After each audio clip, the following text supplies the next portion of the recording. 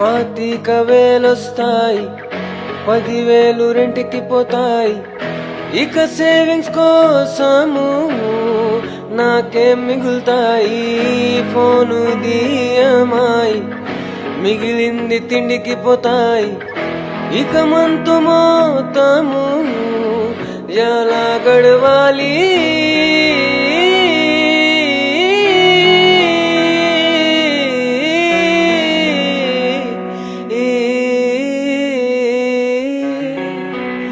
Nine to 5లో ఇరుకోపోయాను. Life మొత్తం నాది మొగ్గ గూడ్చిపోయింది.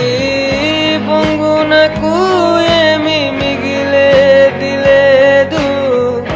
మందు సిగరెట్స్లకు సపరేట్ ఖర్చు.